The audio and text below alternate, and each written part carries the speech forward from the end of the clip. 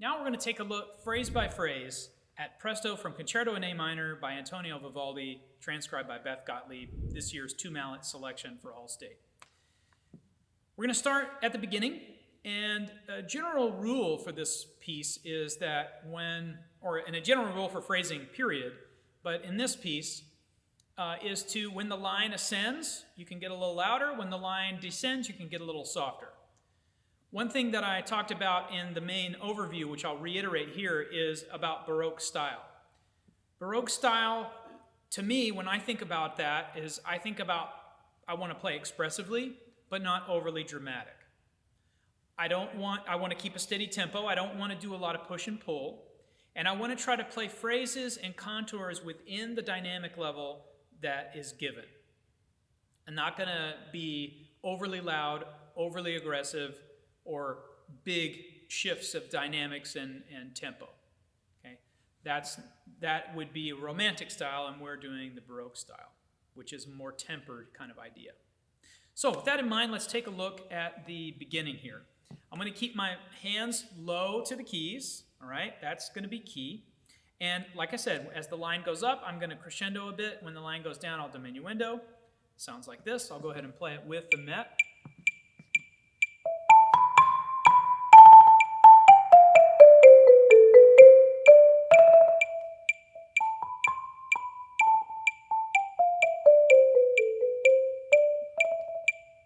Nothing to it.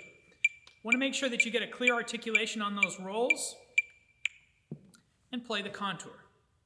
Now let's move on to the next passage. I'll go ahead and play all the way through to letter A now, picking pickups from 15. Whenever there's repeated notes in this piece, I like to put direction in those notes. So here we've got some repeated eighth notes. I'm going to lean forward a little bit and then lean back on the double strokes at measure 16. Lean forward a little bit in 17, lean back on 18.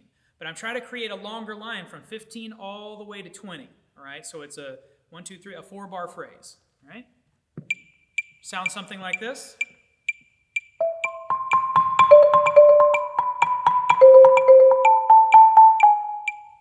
All right, and then from there, a Gottlieb pulse.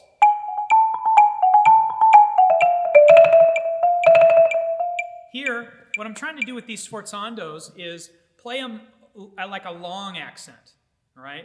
So, and it helps to differentiate from that and then the accents that came before and come later, or come, in this case, in measure 25. So.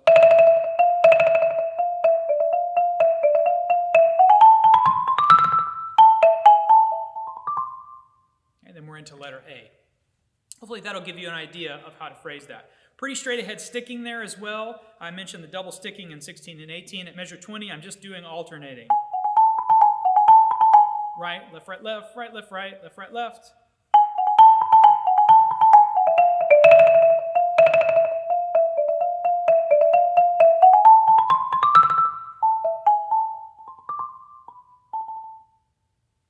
Now, this next measure here, measure 33, this is a pretty difficult lick. You can kind of follow the phrasing. One of the ways that I broke that down, and I'll show you later another way to break things down, but in this case,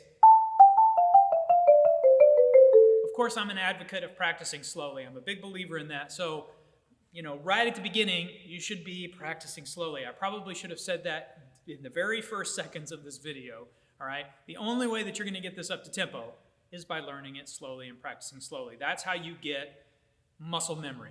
There are other approaches, but for me, practicing slow ingrains that into my muscle memory and helps me to be more accurate when I'm playing mallets. So here what I did was I worked just right hand and left hand. So you can take one mallet and turn it around and figure out what the left hand plays. In this case, it just plays right down the C major scale.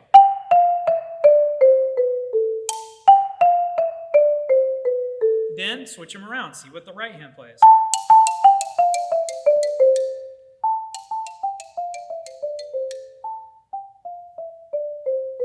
It plays the same thing, all right? So,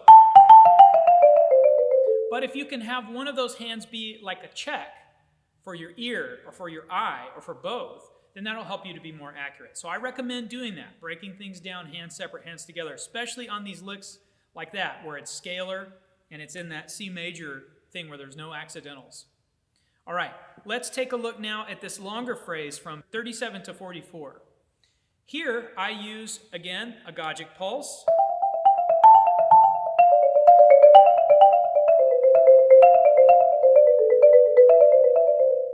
And I try to play one long phrase from 37 all the way to 44, starting at mezzo forte. Remember, dynamic is a range. So mezzo forte, you know, it's, let's say if we're doing a visualization of dynamics, all right?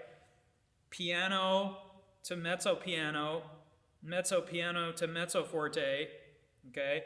Mezzo forte to forte, forte to fortissimo. Okay, but there's all this space between where mezzo piano starts and where mezzo forte begins, and then where mezzo forte meets forte.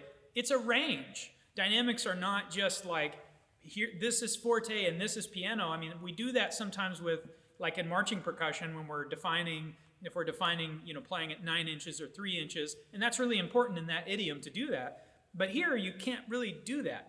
You can't say where mezzo forte ends and forte begins. You have to define that for yourself. So give yourself a little bit of wiggle room in these dynamics, but play within that contour, not wider than the contour of the dynamic range. Hopefully that makes sense.